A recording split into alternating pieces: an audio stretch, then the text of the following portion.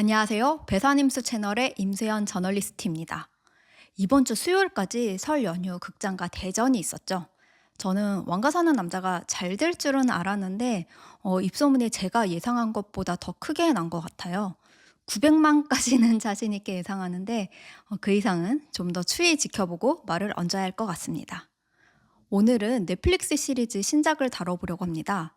제가 그동안 드라마는 이 채널에서 따로 다루지는 않았었는데 흑백 요리사 얘기를 3회에 걸쳐서 한마당에 드라마 얘기 못할 게 뭐 있나 라는 생각이 들어서 앞으로는 TV 드라마나 OTT 오리지널 시리즈 중에 제가 흥미롭게 본 작품이 있다면 종종 소개하려고 합니다. 성함이 어떻게 되시죠? 사라킴이요.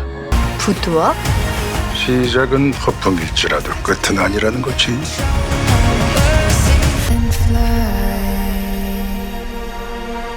이번에 다룰 작품은 13일에 공개된 신혜선 씨 주연의 레이디 두아입니다. 장르는 미스테리 범죄 스릴러고요. 이제 8부작인데 회당 러닝타임이 그렇게 길지가 않아요. 굉장히 흡입력 있고 다음 회를 보지 않을 수 없게끔 만드는 그런 매회 클리프행어를 진짜 잘 만들어서 마음만 먹으면 하루만 해도 정주행할 수 있습니다. 줄거리는 이렇습니다. 청담 사거리 하수구에서 신원 미상의 여성 시신이 한 구 발견됩니다. 그리고 레터링 타투 같은 것을 근거로 그녀가 명품 브랜드 두아의 아시아 총괄 지사장 사라킴이라고 밝혀집니다. 명품 업계의 신하라 불리는 사라킴은 이상하게도 과거 이력이나 가족관계 같은 것들이 전혀 확인되지 않는데요. 사건을 맡은 이준혁 씨가 연기하는 박무경은 이제 사라킴의 주변 인물들을 조사하며 이상한 점들을 발견합니다. 심지어 사라킴과 깊은 친분을 갖고 있다고 하는 사람들조차 정확히 어떤 사람이었는지 모르겠다고 말하는데요. 수사 과정에서 사라킴은 과거의 여러 이름과 신분으로 살아왔던 가짜 인생의 주인공이었다는 사실이 드러납니다. 그렇게 진짜와 가짜의 경계, 그리고 성공을 위해 우리는 어디까지 자신을 속일 수 있는가를 묻습니다. 사실 우리 다 알잖아요. 우선 얼굴이 훼손돼서 죽었다면 죽었다고 생각한 사람이 절대 죽은 게 아닌 거. 어릴 때부터 우리가 읽었던 많은 추리물에서 반복됐던 공식이라 이 정도는 대부분의 사람들이 눈치를 챕니다. 이 부분을 포함해서 초반에 나오는 반전 포인트들은 적당히 우리가 알던 맛, 어떻게 전개될지 알면서도 계속 보게 되는 그런 재미입니다. 특히 무경이 추리하는 거 보고 있으면 저거 다 우리도 짐작했던 거 아니야? 나도 형사하겠다 이런 생각도 들거든요. 근데 초반에 신혜선 씨가 남자든 여자든 다 본인에게 홀리게 만들어서 막 150억씩 막 투자하게 만드는 그런 파무파탈로 나오는데 이게 다소 전형적이라고 할 수도 있겠지만 말은 똑바로 해야죠. 이런 거야말로 고전적인 재미죠. 그러니까 고전적인 파무파탈을 보는 재미가 있어요. 그런데 레이디 두아가 좋았던 점이 거기서 하나 더 들어가요. 저는 총 8부작 중에서 5회부터 본격적으로 더 재미있어졌다고 체감했는데요. 그 4회에서 5회 넘어갈 때가 딱 우리가 예상한 범주의 그런 전개가 나오고요. 5회부터는 이건 새로운데 싶은 게 하나씩 더 튀어나와요. 결정적으로 마지막 회를 정말 흥미롭게 만들었습니다. 저는 이런 부류의 드라마들이 빠지기 쉬운 함정이 선악의 잣대로 단정 지을 수 없는 주인공에 대한 태도를 어떻게 취해야 될지 갈팡질팡 끝까지 갈등하다가 좀 이도저도 아닌 결말을 내놓거나 하나마나한 소리를 하거나 윤리적으로 저래도 돼? 하는 그런 엔딩이 나오는 경우가 그렇게 되는 경우가 많잖아요. 이 드라마가 제일 잘한 게 엔딩이에요. 그러니까 사라킴이 지키고자 했던 것, 그녀가 이루고 싶었던 것을 완벽하게 지킴으로써 이 캐릭터가 무너지지 않게 궁극적으로 이 작품이 전체적인 유기성을 잃지 않도록 합니다. 또 흥미로운 건 요즘 시청자들은 이제 개연성, 설득력 이런 거 많이 따지니까 그 부분을 깐깐하게 본다면 레이디 두아에 분명히 구멍이 있어요. 근데 박보경 씨가 연기한 정여경이 사라킴에게 홀려서 막 150억씩 투자하는 것처럼 배종옥 씨가 연기한 최채우가 그 백화점 입점 전에 당연히 거쳐야 할 기업 검토도 거치지 않게 구워 삼고 사라킴 때문에 원래 오른팔도 버리게 만들었던 그런 것처럼 우리도 사라킴에게 홀려서 구멍이 있어도 그러니까 화면 노려보면서 트집 잡을 생각이 안 들게 합니다. 그냥 그러려니 지나가게 됩니다. 이렇게 우리가 홀리게 된 데에는 기본적으로 기획과 대본도 좋지만 신혜선 씨의 연기와 이 드라마를 연출한 김진민 감독의 연출이 가장 큰 몫을 했겠죠. 김진민 감독은 신돈, 개와 늑대의 시간, 결혼계약, 인간수업, 마이네임, 종말의 바보 같은 작품들을 하셨는데 이분이 신인 작가, 신인 배우들과 해도 그 역량을 최고치로 끌어주는 연출자로서는 진짜 한국에서 최고봉인 것 같아요. 그런 능력이 이번 레이디 두아에서도 너무 잘 느껴졌고요. 그리고 신혜선 씨, 연기를 진짜 잘하는 배우 중에 하나거든요.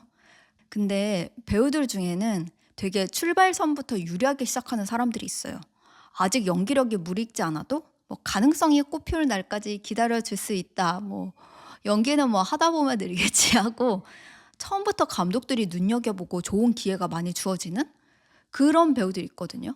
근데 신혜선 씨는 그런 길을 걸은 배우가 아니에요. 조단역부터 시작을 했어요. 저는 신혜선 씨야말로 본인의 연기로 뚫고 나온 사람이라고 보이거든요. 그러니까 처음 주목받았을 때가 언젠지 돌이켜보면 아이가 다섯이라는 주말 드라마예요. 우리가 보통 KBS 주말 드라마에서 젊은 배우가 뭐 메인 커플도 아니고 뭐 주인공의 남매 뭐 이런 롤인데 본인 커플의 서사가 뭐 아주 약간 있는 그런 경우인데 잘 알려지지 않은 배우가 연기 잘한다고 막 뜨는 경우가 흔한가를 생각해 보셔야 돼요. 뭐 신혜선 씨 이전에는 그 넝쿨당의 이희준 씨 정도? 주말 드라마의 특성상 그 시청률이 아무리 잘 나와도 서사나 캐릭터가 좀 전형적이라는 인상이 우리한테 박혀 있잖아요. 그럼에도 뭐 아직 얼굴이 많이 알려지지 않은 배우가 화제성을 모은다. 연기를 너무 잘한다고 전 발견이 된다. 이런 게 되게 어려운데 신혜선 씨가 그걸 해냈었거든요. 본인 역량으로 뚫고 나온 거예요. 그 다음에 비밀의 숲에서도 뭐 주연은 아니었는데 거기서 또 본인 캐릭터를 완전히 각인시켰죠. 그리고 그 다음이 황금빛 내 인생. 이번에는 주인공이었지만 다시 한번 말하지만 KBS 주말 드라마에서 젊은 배우가 연기력으로 화제가 된다. 이런 케이스가 얼마나 있었는지 한번 돌이켜 보시면 진짜 없어요. 신혜선 씨는 진짜 어려운 걸 뚫고 나온 뒤라서 그런가? 그러니까 오히려 그 다음에 뭐 16부작 드라마 주연, 영화 주연 이런 걸 하셨는데 이미 완성형이라 거기서도 너무 당연히 잘 하는 거예요. 그리고 레이디 두아는 내공 있는 배우가 이렇게 판을 깔아주면 얼마나 강력한 에너지를 보여줄 수 있는지 증명하는 그런 작품입니다. 그 밖에 배우들 중에서는 뭐 이준혁 씨 연기가 아쉽다는 얘기를 제가 많이 봤는데 이건 저의 소신 발언. 이게 신혜선 씨와 이준혁 씨가 팽팽하게 맞붙어야 하는 드라마인가요?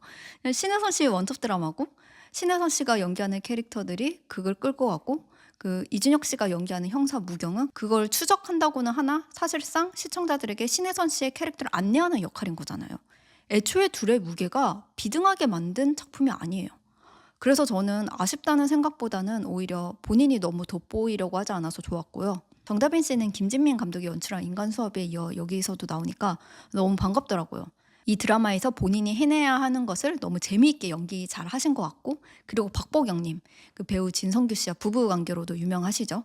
이분이 초반에 드라마의 분위기를 확 잡아준 것도 있고 저는 김진민 감독의 작품에 자주 나오는 배우 중에서는 백주희 씨 계보라고 생각을 했어요. 이분이 인간수업, 마이네임, 뭐 종말의 바보에 다 나오셨거든요. 이 인간수업에서 술집 마담 같은 역할로 나오신 분이라고 하면 기억이 나실 거예요. 사실 처음엔 그분인가 했는데 자세히 보니까 박보경 씨더라고요.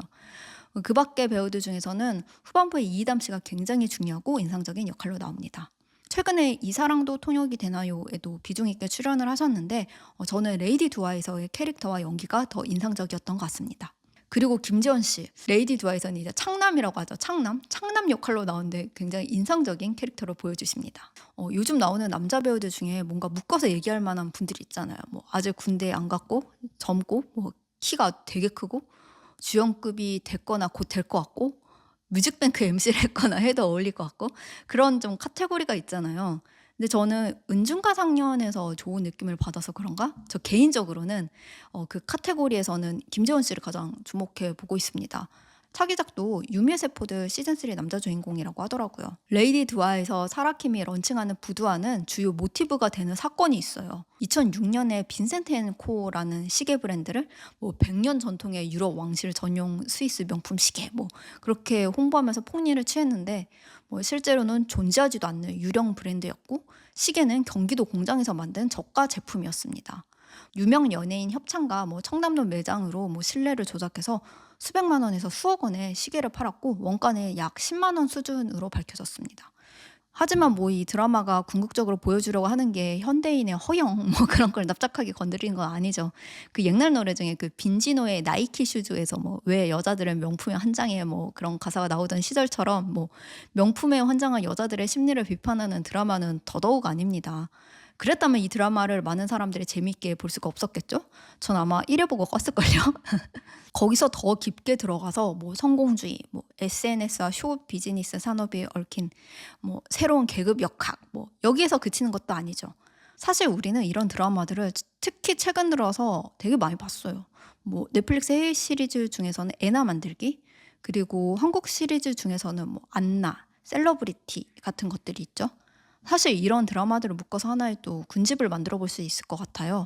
뭐 사기를 쳐서 상류층 사회를 경험하는, 물론 결함이 있지만 은근히 저 사람에게 이입이 되고 공감이 가게 되는 그런 여성 캐릭터들이 나오는 작품들이 있죠. 화려한 뭐 명품의 세계, 뭐 셀럽의 세계 이런 걸 보여주니까 볼거리도 많고 패션 쪽으로도 할 얘기가 많고, 이게 어떻게 보면 요즘 시대의 신데렐라 스토리로 보일 수도 있거든요. 뭐 이런 드라마들을 몰입해서 보는 심리도 뭐 대리 만족 같은 걸로 해석 뭐 할 수는 있겠다만, 전 단지 그런 이유에서 이런 류의 드라마들이 인기를 얻는다고 생각하지는 않습니다. 그 레이디 두아는 특히나 더 그런데요. 이제 이 드라마는 뭐 인간의 욕망의 대상이 된다는 것은 무엇인가? 인간의 욕망에 그 진짜와 가짜는 얼마나 의미가 있는가? 내지는 뭐 진실이라는 건, 뭐 진짜라는 건 인간에게 어떤 가치를 가지는가 같은 좀 보다 근본적인 문제를 건드리고 그걸 꽤 잘 해냈습니다. 결국 레이디 두아가 우리에게 던지는 질문은 그녀가 가짜인가?가 아니라 그 우리가 열광했던 그 가치는 진짜였나?에 가까운 것 같아요.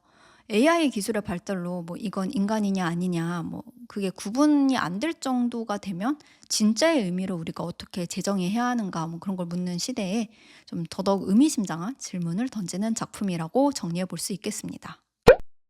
네, 오늘 영상은 여기까지고요. 오늘 콘텐츠가 흥미로우셨다면 구독, 좋아요, 알림 설정 잊지 마시고요. 저는 다음에도 제가 홀린 듯이 정주행한 작품들을 들고 다시 찾아오겠습니다. 지금까지 배산임수의 임수연이었습니다. 안녕히 계세요.